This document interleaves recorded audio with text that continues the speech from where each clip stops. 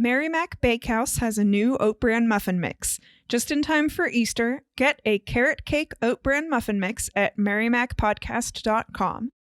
Carrot cake muffin mix is a vanilla oat bran muffin mix base with carrots, golden raisins, and walnuts. That's available at merrimackpodcast.com, as well as Standing Chimney the first Saturday of every month, and March 20th from 10 to 4 for the first day of spring.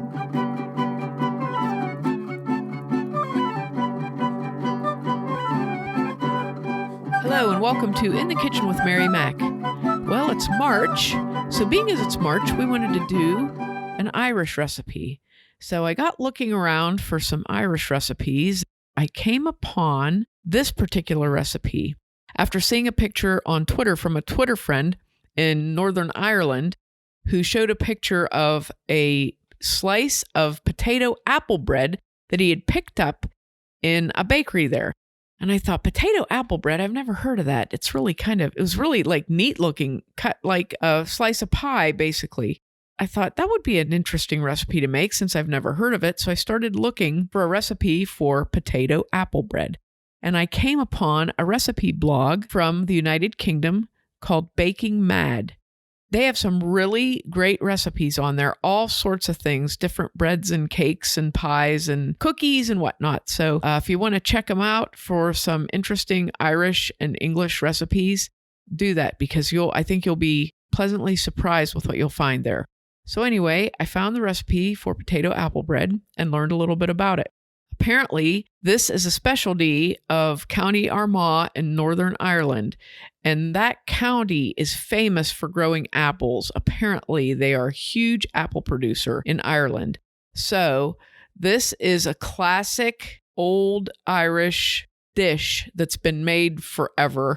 Also very popular and one of those comfort food kind of things that people enjoy eating when they go home to the area of the north of Ireland. So County Armagh is like right in the center of Northern Ireland. So it must have like a really nice climate for growing apples. And apparently the apple of choice there is a Bramley, which is a tart apple. I guess I'm thinking, looking at the apple, I'm thinking it kind of reminds me of a Braeburn style apple where it's good for cooking, also good for eating, but it's a really tart, firm apple. That's the type of apple that's popular to use with this particular recipe. I did not have that apple, so I used what I had. I had some Gala apples and some Yellow Delicious apples, so I just made it work with what I had there. But if you're going to make this, you want to find a nice tart apple. I don't like Granny Smiths. I am not a Granny Smith fan.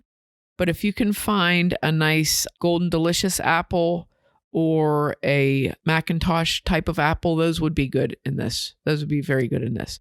So here we go. Potato apple bread. You need a lot of gear to do this.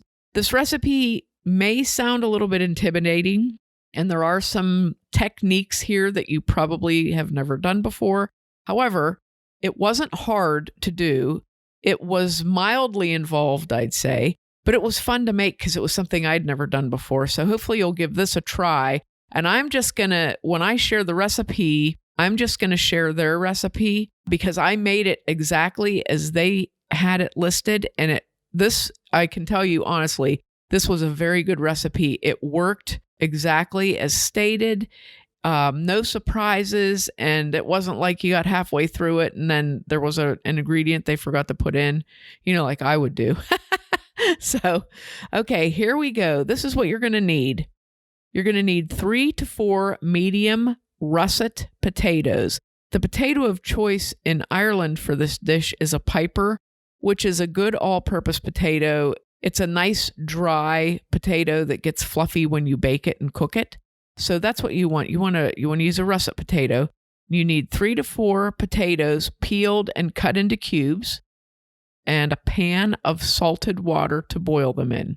You're going to put the potatoes on and cook them until they're done 15 to 20 minutes and then drain them and let them sit in the pan. I just let them sit on my stove and let the heat evaporate off of them and kind of dry the potatoes out a little bit. Okay. Now you're also going to need 1.5 tablespoons of salted butter, 3/4 cup of white flour, a half teaspoon of baking powder, a pinch of salt. This is all for the potato part, okay? Then you're also going to need 2 apples. Like I said, a nice tart cooking apple. You're going to need 3 tablespoons of raw sugar, like a demerara sugar or something like that would be good. A half teaspoon of vanilla. The recipe called for a certain brand of vanilla bean paste, which I do not have and have not ever heard of, but you can substitute a teaspoon of vanilla. It works just fine. Okay, and those are your ingredients. So obviously the apples, the sugar, and the vanilla go together. The potato items were the first ones I listed. So this is what I did. I made the potatoes first, got the potatoes prepped and ready. Then I peeled my apples and sliced them and did that part and let the sugar set up on them. And then I mixed up my dough. Okay, so here we go. Like I said, you're going to put your potatoes in a pan of salted water and boil for about 15 minutes until tender. Drain them out and put them in the pan and just let them sit on your stove, not on the burner, but on your stove where it's warm. Just let them sit and air out. While they're airing out, you're going to take your apples and peel them, core them, and you're going to slice them into very, very thin slices. Because when this thing cooks, it's not like you're making a pie in the oven under really high heat. We're going to cook this on the stove top, and it's not going to get as hot. We need them to be really thin slices so that they cook up better. Now, when I did mine, I didn't slice them, all of them quite thin enough. So I had a few crunchy spots in there, but I like that. So, it's up to you. But slice them very thin, sprinkle your sugar and your vanilla onto your apples in a bowl, toss them around and let them sit while you do the rest of your dough process.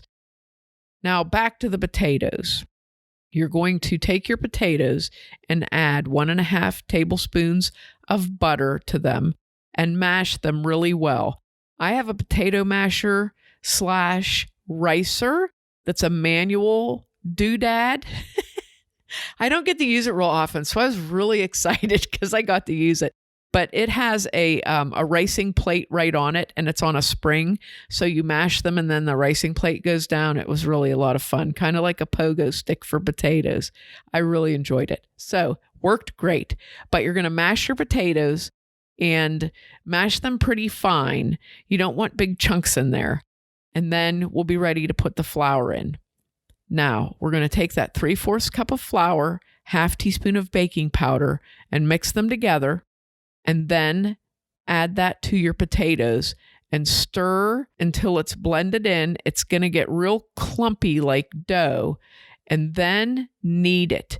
I did this in a bowl because it really helps with mess-wise. But it kneaded up really nice.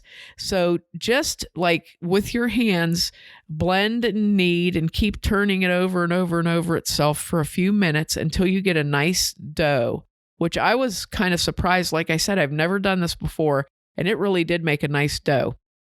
Now you're going to divide your dough into 2 balls to make the bread part for our potato apple bread. What you want to do is if you have a large cutting board or a wooden tabletop or countertop, that would work perfectly. I used my stainless steel table and a wooden cutting board to do this. You're going to put a nice layer of flour on your wooden board, put one of the dough balls in the middle of the board and roll it out into about an 8-inch circle, okay? Don't roll it too thin, so if you keep it around 8 inches, it should be perfect for the volume. Now, you're going to take the apples in your bowl and lay them around it in a pattern so that they kind of overlap each other and pile them up until they're all in there. You want to leave about 1 inch around the edge of the dough for your top piece. Once you get your apples laid out, you're going to take your second ball of dough, flour another working surface, and roll that out to just a little tiny bit bigger than your first piece of dough. And then you're going to very carefully pick that up, set it on top of your apples. Try to center it while you're doing this. And then you're going to press around the edges to seal. I kind of pressed it and then I fluted it like a pie so that it would seal real good. About how thick should each layer be? I know you said about 8 inches diameter, but when you're rolling it out, about how thick should the dough be? They're going to be about 3/8 of an inch thick, both of them. You know, it's not like a pie crust. It's not that thin. It's a little bit, it's thicker. Okay. So you're not rolling them out real thin. You just want to roll that ball out until it's about an 8-inch diameter. Okay. And then do the apples pile up at all? Or Yes. Okay. When you lay them around when you lay them into the middle of the dough, you kind of put them on top of each other into a pattern. And like what I did was I made a circle of apples on the outside edge of where I wanted my apples to fall. And I just laid them on top of each other and worked my way into the center. And it kind of looked like a rose at the end of it. Like a big, so the flat apples don't rose. get too high. Yeah. You don't make them super high. Okay. Yeah. Yep. Okay. Now, if you have a peel or a large flat spatula that's steel, use that to help pick your dough up and just once you get that picked up, it shouldn't stick to the table. Mine didn't. And usually I'm the worst person for sticking a dough to a table, and this didn't stick, which I was immensely surprised. So pick your dough up, put it on top, press it around and seal it real good. I did this, let me go back a little bit. I cooked mine in a big skillet, but it had about 2-inch sides on it. I do not recommend that. If you have a large saute pan or a griddle, like a regular stovetop griddle that's big enough to fit that thing on it, I would use that because you have to turn this over and it is no trick getting it out of a skillet with high sides. I didn't think about that until after I had put it into the skillet with high sides, and I thought, boy, this is going to be a disaster. But it wasn't. It was it worked really well. So what you want to do now is get a nice big flat skillet / griddle / saute pan, put it on a burner on low. So if your settings on your burner go from 0 to 10, you want it to be on 2.5, okay? Get your pan warming up. You can actually do this before you start rolling your dough out. You could turn your pan on low and start heating it. So once your pan is warm, you want to throw a tablespoon of butter in there and push it all around with your spatula to make sure the pan's really well coated with butter. And you're going to take a dinner plate, put a little bit of flour on that, very carefully pick your potato pancake up off of the wooden board that you have made it on, using, again, either a peel or a large flat spatula. Scoop that baby up and set it on the plate with a little flour on it. Carry it over to the pan. Make sure your pan is nice and warm. And very carefully slide your your potato apple bread the size of a giant pancake, slide it off of your plate and into the skillet. Could you, would it be easier if you took the plate and you put it on top of the potato pancake on the board and then flipped it over instead of sliding it? You could do that. Good thinking. I did not think of that. That would have been a good idea. Wow. Okay, because you do that later in this process. So anyway, get the thing onto the plate. Make sure you put flour on the plate, okay? And then slide it off of your floured plate into your pan that has butter in there. Now, this is going to cook for 15 minutes on this side, okay? And you'll be able to hear it little sizzling and cooking, and it starts to smell good and everything. And then when your 15 minutes is up, you have to get the thing out of the pan onto a plate again. And then you want to get another plate that has flour on it. Put that plate on top of your potato apple bread. Flip it over. Take the plate off of the side that's been cooked and then slide it into the pan very carefully to cook the other side. I added an additional tablespoon of butter before I put it back in, swirled it all around, slid my potato apple bread into the pan, and breathed an enormous sigh of relief because I couldn't believe that I had actually done it and it worked. You could probably also use the flippy method for getting it out of the skillet too. Because if there's only a tablespoon of butter in there, it's not like it's deep frying or anything. You might be able to do that, but not the skillet that I used. I used not that skillet, but like a regular Yes, I used pan. an enormous skillet, and I thought, you dumbbell, what were you thinking? You have a griddle. Why'd you use a griddle? I was actually saying this to myself. I was lecturing myself. The next time I do this, I'm using the griddle. This is ridiculous. Yeah, you could have just flopped it over on the griddle. You wouldn't even had to make... You and your flopping ideas. Where were you last night when I was trying to make this thing happen? Nobody asked. I learned all these tricks from baking shows where they flip stuff out of cake pans. Yeah, that's the only thing that wasn't on this recipe, as a matter of fact, was putting some sort of oil or something in the pan.